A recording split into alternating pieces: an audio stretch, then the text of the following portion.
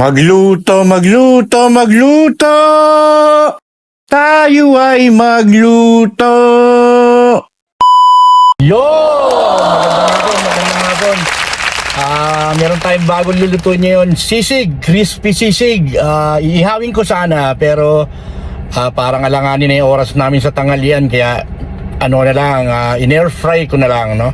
So magiging crispy sisig siya. Panoorin ninyo, wala munang major production, wala munang magic. Panoorin nyo muna yung sisig. Sarap to, lutuin nyo, okay? Bye-bye! Okay, crispy sisig. Kailangan natin ng tenga ng baboy, atay ng manok, no? Pwede nyo nilagyan ng pisngi yan o ng pork jowls. Tapos kailangan natin ng suka, pamintang durog, liquid seasoning, daon ng laurel, pamintang buo, asin, siling mahaba, pwede nilagyan ng siling labuyo, sibuyas na puti, hinaluan ko rin ng sibuyas na pula, at kalamansi. Yan ang mga kakailanganin natin. I-ready nyo na yan. Simpleng-simple lang to. Let's go! Unang-una na, pakukuluan natin sa pressure cooker yung ating mga tenga ng baboy, okay? Sa pagpapakulo nito, kailangan nyo lang lagyan ng asin. No, unang-una yung asin para umalat at magkaroon ng lasa yung ating tenga pagtapos natin pakuluan. Huwag nyo tipirin. Okay lang yan, may tubig naman yan. Lagyan din nyo ng pamintang buo, okay? Tapos isusunod na ninyo yung inyong sibuyas. Pagkatapos nung sibuyas, sinod na rin ninyo yung hindi tinipid na dahon ng laurel. Okay? Tapos isara ninyo yung inyong pressure cooker at isa lang sa malakas na apoy ng mga 30 minutes, no? Ayan, sinara ko na nga. Tapos nilagay ko na sa apoy, no? Mga high heat, okay? 30 minutes. Simula na sumingaw. Habang hinihintay nyo yan, chapin nyo na yung inyong sibuyas.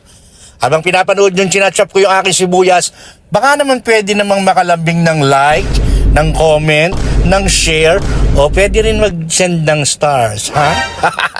Ohoy, okay. Tapos yung sili ninyo, maninipis lang ang hiwa. Pwede rin hindi lagyan ng sili, to optional. Tapos yung kalamansi, hiwain nyo na rin at tanggalin ng buto. Okay? Sa isang kasirola, pakuluan ng hiwalay yung atay ng manok. Lagyan lang ng asin.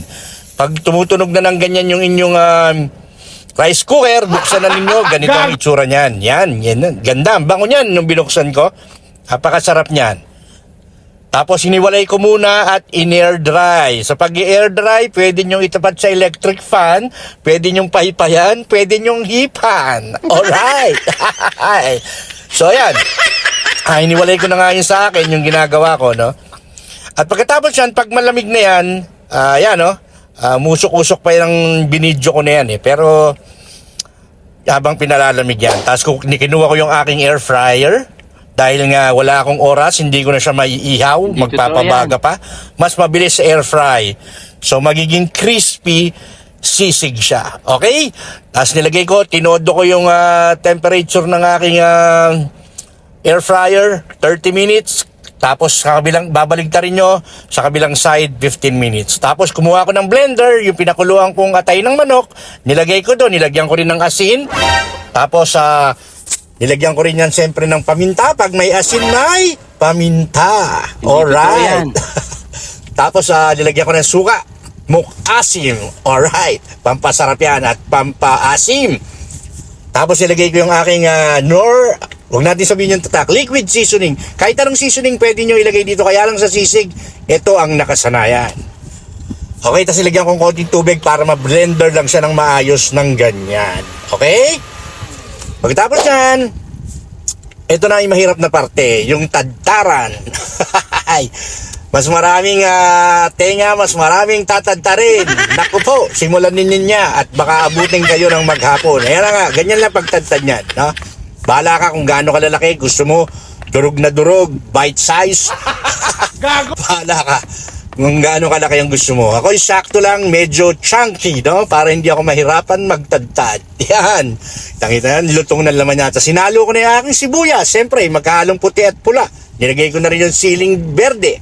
Hindi ko na nilagyan ng siling pula kasi kakain mga anak ko. Tapos yung ating liver mix, yung kaninang blender, ilagay nyo lang dyan. Tapos halu-haluin. Tapos pwede nyo ring timplahan to. Lagyan ninyo ng kalamansi. Ako, pinigyan ko pa ng 2 kalamansi. Nakulangan ako sa asim ng suka. No? Tapos yan, nilagyan ko rin ng konti pang seasoning, liquid seasoning. At siyempre, paminta. Okay, pang extra kick. Yun!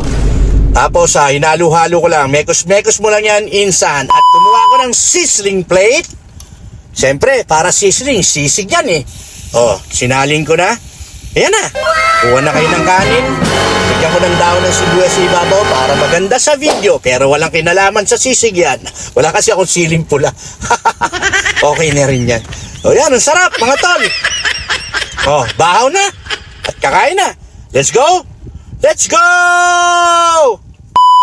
Nakita niyo ba yun? Sisig. Napakasarap na ang crispy sisig.